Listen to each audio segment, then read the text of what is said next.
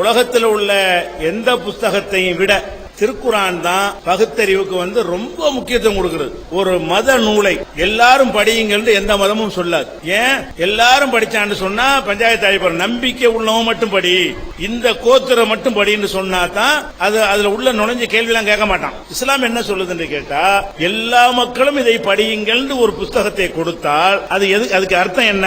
தப்பா இருந்தா சிந்திப்பான்ல.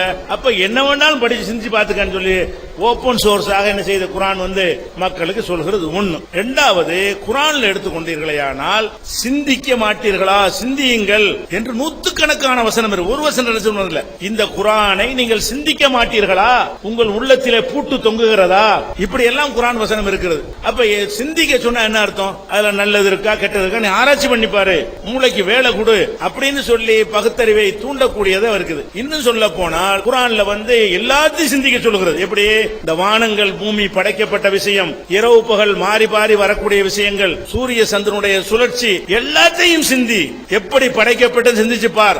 ஒட்டகம் எப்படி படைக்கப்பட்டது சிந்திச்சு பார். இந்த மலைகள் எப்படி நிறுத்தப்பட்டிருக்கிறது சிந்தித்து பார்.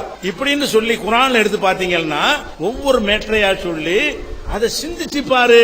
விவசாயத்தை, ஒரு பயிரை நீ ஒரு நெல்லை புதைக்கிறாய், அது எப்படி வளருன்னு சிந்தித்து பார். ஒரே இடத்தில் விளைகிற கனிகள் ஒரு பக்கம் இனிப்பாக ஒரு பக்கம் கசப்பாக இருப்பதற்கு என்ன காரணம்? சிந்தித்து பார். இப்படின்னு சொல்லி எல்லாம் சிந்தனையை தூண்டக்கூடிய அம்புட்டு வசனம் இருக்கு குரான்ல.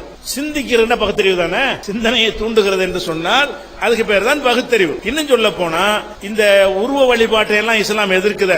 அதை கூட பகுத்தறிவு வாதத்தை வைத்து இஸ்லாம் கேள்வி கேட்கிறது. நீங்கள் உருவத்தை செஞ்சு வணங்குகிறீர்கள், பிடிக்கிற கைகள் இருக்குதா, நடக்கிற கால்கள் இருக்குதா, பேசுகிற வாய்கள் இருக்குதா, சிந்திக்க மாட்டீர்களா இப்படின்னு குரான் கேட்கிறது. இறைவன் என்று ஒருத்தருக்கா நாங்க நம்புறோமே, அதை கூட பகுத்தறிவு பூர்வமா சிந்தித்து பார்த்தோம் என்று சொன்னால் கடவுள் இல்லை என்பதை விட கடவுள் இருக்கிறான் என்று சொல்வதுதான் பகுத்தறிவு நெருக்கமானது. இது குறித்து நாங்கள் பகுத்தறிவாளர்கள்ட்ட விவாதம் பண்ணியிருக்கிறோம். கடவுள் இருக்கிறாரா என்ற தலைப்பில். அதுல கடவுள் இருக்கிறார் என்பதுதான் அறிவியல் பூர்வமாக உண்மை என்பது ஆதாரங்களை காட்டி நிரூபித்தே இருக்கிறோம். அப்ப பகுத்தறிவு என்றால் என்னன்னு கேட்டா சிந்திக்கிறது தான். குர்ஆன்ல சிந்திக்காதே, கண்ணை மூடிக்கிட்டு நம்பு ஒரு வசனம் கூட அப்படி இல்ல.